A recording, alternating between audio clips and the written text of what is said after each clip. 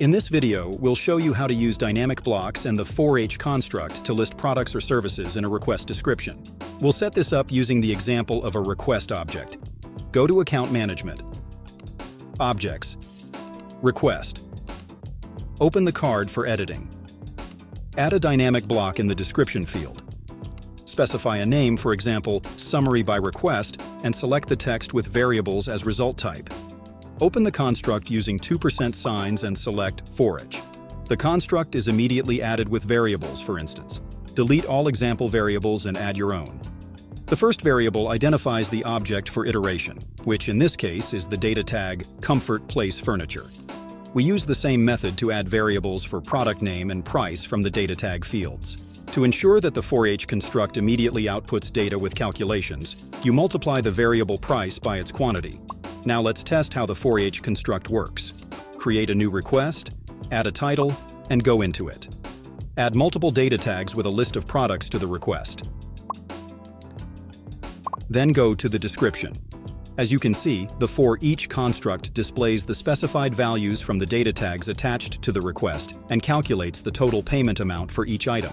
The data is displayed correctly, but it could be more visually appealing.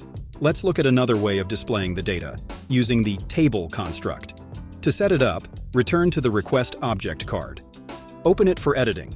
Click on the dynamic block in the description field. For visibility, keep the previous construct and add a table. Change the variable in the construct to the required data tag. Then, enter the number of rows at the top and bottom intended for the header and the totals of the table. Add a row for the header and the totals.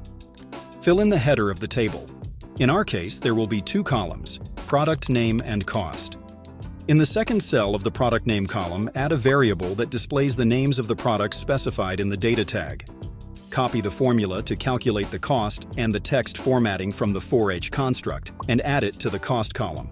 Now, the cost of each product item will be calculated taking into account the quantity. In the cell with the name, write total, and in the cost copy the value from the cell above. Then add the sum function to the cost calculation. The total cost of all ordered products is now displayed in the totals row of the table. For a more straightforward presentation of the data, format the totals block. Now remove the FOREACH construct from the dynamic block and add a name to the table. Create a new request to test the construct. Add the required list of products using data tags. The result looks like this. It's important to know that the constructs FOREACH and table are flexible. They adapt and update the data when the data tags assigned to the task change. Simplify your work with Planfix and be more productive.